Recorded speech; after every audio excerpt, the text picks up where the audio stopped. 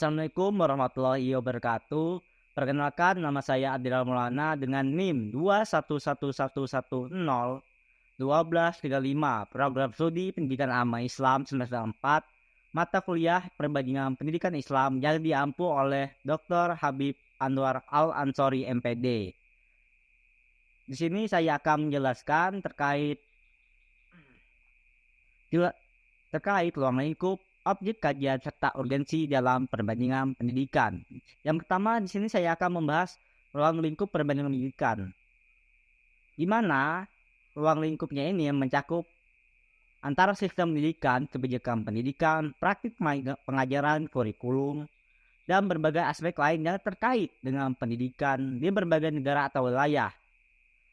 Yang dimana melibatkan perbandingan antara sistem pendidikan yang berbeda secara internasional, nasional, regional, atau lokal. Terus objek kajian perbandingan pendidikan yang dimana meliputi berbagai aspek pendidikan seperti struktur dan organisasi sistem pendidikan, metode pengajaran, kurikulum, penilaian dan evaluasi, pendanaan pendidikan, kebijakan pendidikan serta guru dan siswa dalam proses pembelajaran. Penelitian perbandingan pendidikan ini juga dapat mencakup berbagai aspek sosial, budaya, dan historis yang mempengaruhi pendidikan di suatu negara atau wilayah. Dan juga untuk organisasi dari perbandingan pendidikan ini, di mana terletak pada pemahaman dan pembelajaran dari sistem pendidikan yang berbeda untuk meningkatkan sistem pendidikan di negara atau wilayah tertentu. Melalui pendidikan ini, kita dapat mengidentifikasi kelebihan dan kekurangan berbagai sistem pendidikan di berbagai negara, serta mempelajari praktik yang terbaik yang dapat diterapkan untuk meningkatkan kualitas pendidikan kita. Selanjutnya, pendidikan ini juga memungkinkan adanya transfer pengetahuan dan pengalaman antara negara atau wilayah, sehingga memberikan peluang untuk inovasi dan pengembangan sistem pendidikan yang lebih efektif. Dengan memahami perbedaan dan bersama antar sistem pendidikan, kita dapat memperkaya perspektif pendidikan, meningkatkan pemahaman lintas budaya, dan mempersiapkan siswa untuk menghadapi tantangan global yang dalam era yang semakin terhubung. Selanjutnya, dalam ilmu pendidikan ini, saya akan menjelaskan sejarah, tokoh, dan perkembangan ilmu pendidikan, di mana ilmu pendidikan ini memiliki landasan historis dan teoritis yang menjadi dasar pengembangannya.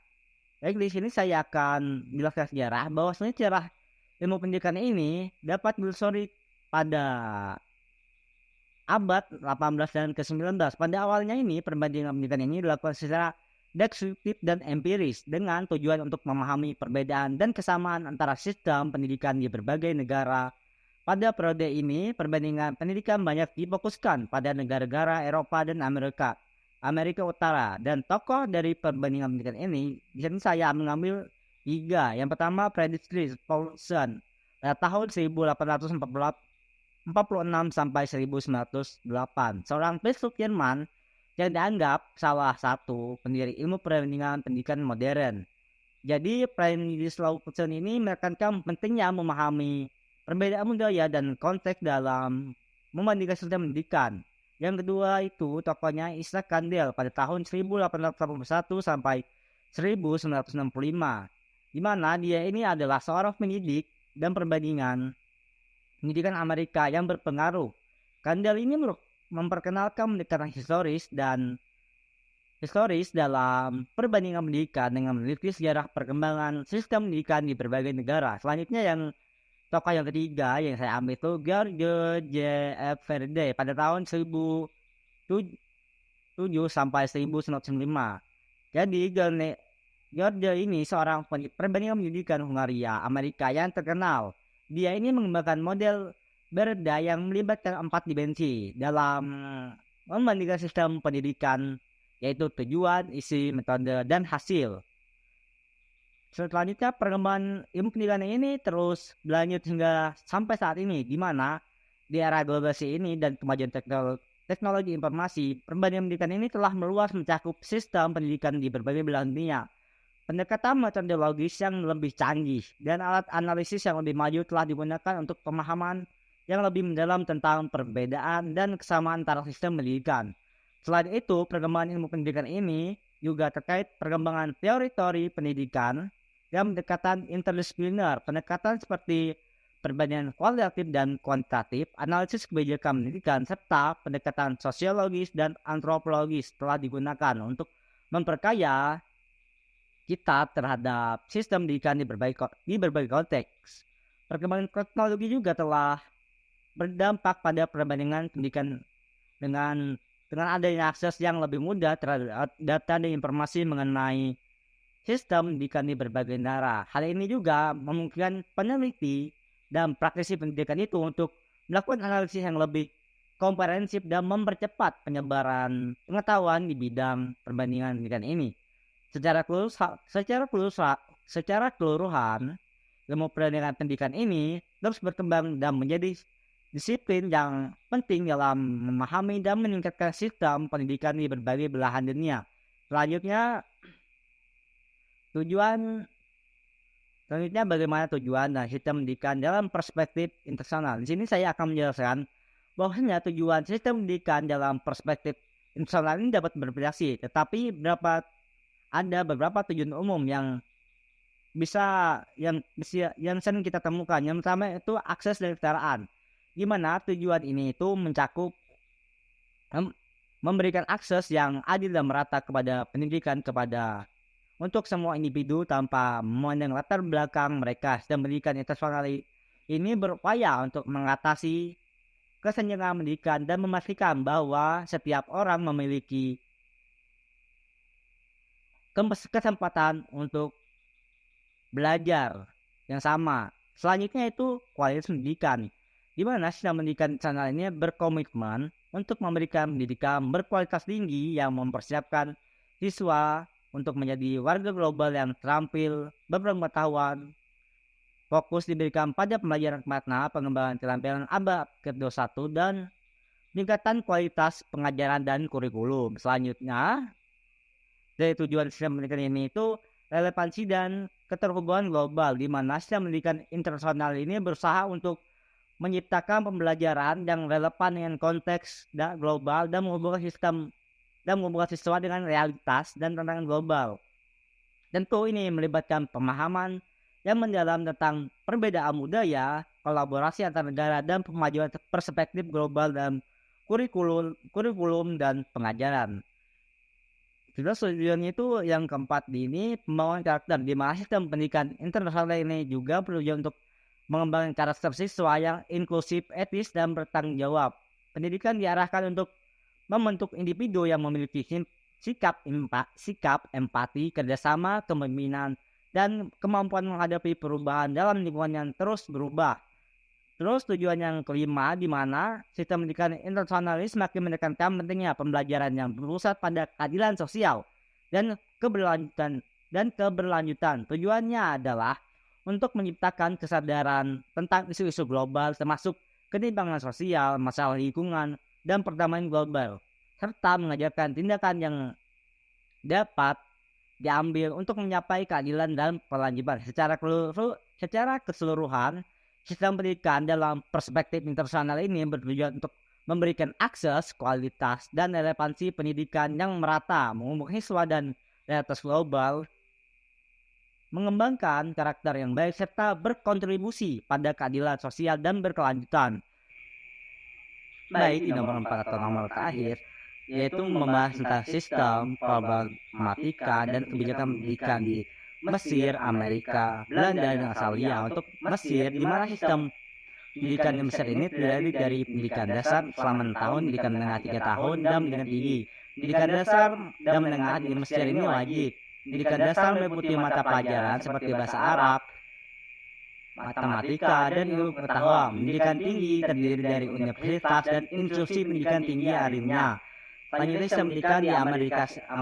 Sistem pendidikan di Amerika mencakup pendidikan dasar selama 12 tahun dan pendidikan tinggi. Pendidikan dasar menengah di Amerika Serikat terdiri dari tingkat kindergarten hingga sekolah menengah. Dapat kebebasan dalam memilih sekolah baik negeri maupun swasta. Pendidikan tinggi di Amerika terdiri dari universitas dan perguruan tinggi yang diakui secara internasional. Selanjutnya sistem di Belanda, di mana sistem pendidikan di Belanda ini terdiri dari pendidikan dasar selama 8 tahun, pendidikan menengah selama 4 atau 6 tahun, dan pendidikan tinggi. Pendidikan dasar dan menengah di Belanda wajib hingga usia 16 tahun. Terdapat berbagai jenis sekolah termasuk sekolah negeri dan swasta, dan juga ada sekolah internasional. Pendidikan tinggi di Belanda ini mencakup universitas dan institusi pendidikan yang lainnya. Selanjutnya sistem pendidikan di Australia, di mana sistem pendidikan Australia ini terdiri dari pendidikan dasar selama 6 tahun, pendidikan menengah 3 sampai 4 tahun, dan pendidikan tinggi. Pendidikan dasar dan menengah di Australia wajib hingga usia 16 tahun. Australia memiliki pendekatan desentralisasi dalam kebijakan pendidikan dengan negara bagian dan teritorial yang bertanggung jawab. Terdapat universitas dan institusi pendidikan tinggi yang dilakukan secara internasional di Australia. Selanjutnya problem pendidikan, di mana problem pendidikan Mesir sendiri menghadapi beberapa masalah dalam pendidikan sistem pendidikannya, termasuk akses yang tidak merata, tingkat putus sekolah yang tinggi, kualitas pengajaran yang bervariasi, serta kurangnya keterampilan yang relevan dengan dunia kerja. Selanjutnya di Amerika, di mana Amerika sendiri ini menghadapi tantangan seperti kesenjangan pendidikan, ketimpangan sosial dan ekonomi, akses yang tidak merata terhadap pendidikan berkualitas, serta isu-isu pendanaan dan kebijakan pendidikan yang kompleks. Selanjutnya di Belanda, di mana tantangan pendidikan Belanda sendiri mencakup peningkatan jumlah siswa dengan latar belakang migran yang memerlukan dukungan tambahan, kesenjangan sosial ekonomi dalam prestasi pendidikan, serta peningkatan tekanan pada kualitas pengajaran dan adaptasi terhadap perkembangan teknologi. Hanya Australia, di mana Australia sendiri menghadapi berbagai dalam pendidikan, termasuk kesenjangan pendidikan antara daerah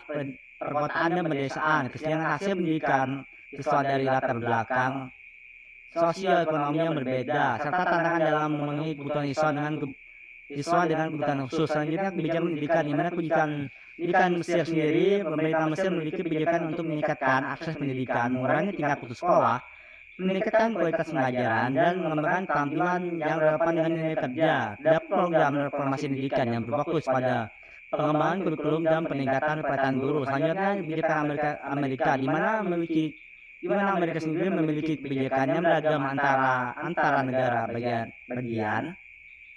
Terdapat upaya untuk meningkatkan kesetaraan akses, mengatasi kesenjangan pendidikan, serta penekanan pada standar akademik dan akuntabilitas.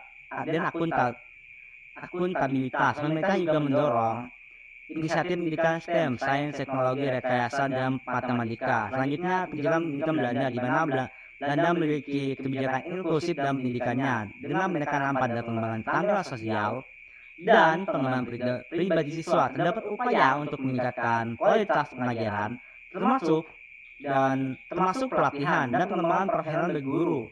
Pemerintah juga mendorong kerjasama antara sekolah dan pihak-pihak eksternal. Selanjutnya kebijakan di Australia, di mana pendidikan di Australia ini dikelola oleh pemerintah negara bagian dan teritorial. Dapat kebijakan yang menekankan kesetaraan akses, peningkatan kualitas pengajaran, dan pendekatan kurikulum yang relevan dengan kebutuhan siswa. Pemerintah juga memberikan dukungan keuangan bagi siswa dan keluarga, serta mendorong keterlibatan komunitas dalam pendidikan. Itu saja yang dapat saya sampaikan untuk ujian terakhir semester Perbandingan Pendidikan Islam. Kurang lebihnya mohon maaf. Wallahul muwaffiq ila aqwamit thoriq. Wassalamualaikum warahmatullahi wabarakatuh.